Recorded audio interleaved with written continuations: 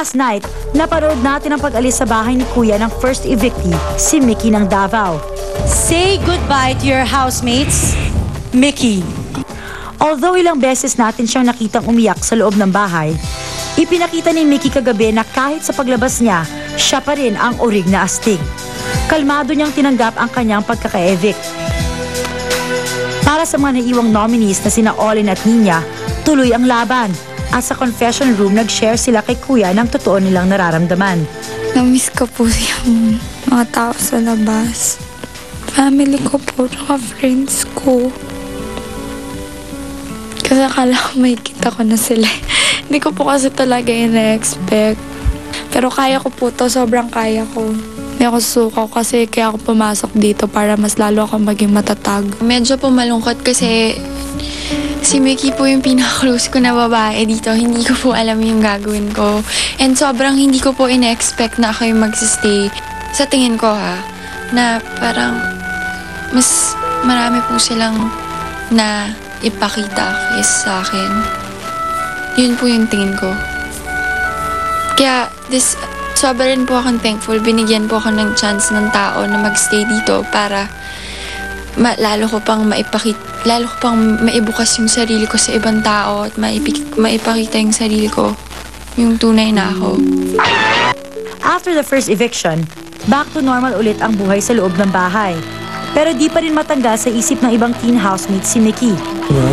Best friend mo ba niya? Sabihin ako, Well, parang wala na si Mickey. It's not that I don't want Olin to be here, pero siya lang yung close ko na babae. I know. Pero si Waki, Wait, Mickey. tama ba naman yan, Waki? Kung alam mo lang, ikaw ang topic ng usapan sa garden. Naaasar na. Sabi, wala, hindi totoo yun. Feeling gusto laging yakap ng yakap. Tanong mo ba? Bakit gano'n? Kayo ilang. Bakit kayo kayo yun na? Ilang days pa lang siya dito, di ba? Ako komportable ko sa inyo, pero siya yung hug niya, no? Pero syempre, di ba, gusto ko siyang bigyan ng chance. Ako rin. Ganun din. Tsaka nainis ako doon sa sinabi, kinuwento sa ni Mickey, yung natapon niya yung tubig, tapos pinabayaan niya lang magpunas niya si Mickey, hindi man lang niya tinulungan. Tapos sabi niya, imap mo na lang kayo. Sa'yo. Ako iniisip ko na lang. Siguro ganun talaga siya. Sa akin yung legs. Hindi, bibigyan ko pa siya ng chance. Tama yan, guys. Bigyan niyo muna ng chance si Waki. Dahil ongoing ang punishment, bedroom arrest pa rin sina Waki at Gerald. Pero si Gerald, mukhang nagkaka-memory gap. Pasok, tuloy.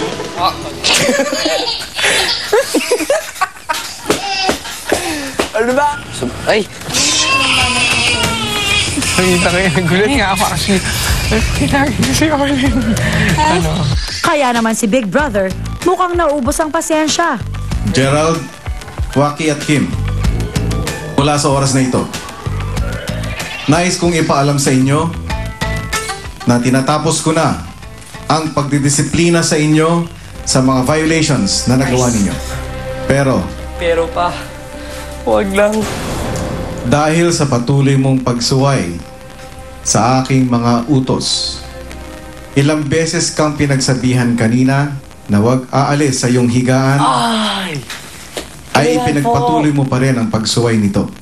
Hindi ko nakikita na siniseryoso mo ang aking sinabi.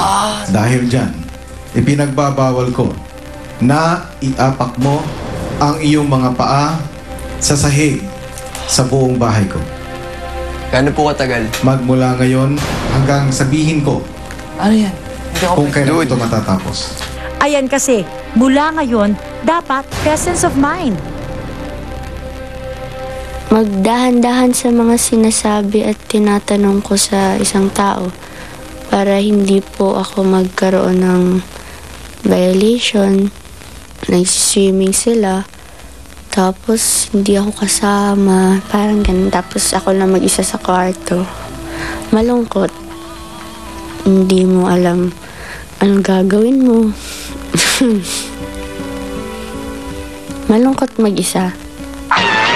Up next, si Mikey. May competition na ba kay Kim? It's a fight between two pretty ladies. Sino kina Olin at Ninya ang gusto mong manatili sa bahay ni Kuya? Text BB space name of housemate and send to the following numbers. 2331 for Globe and Touch mobile subscribers and Sun Cellular subscribers. 231 for Smart, Talk and Text and Addict mobile subscribers. Pwede ring bumoto using the PBB vote cards or dial 1908 brother for PLDT subscribers. Vote now!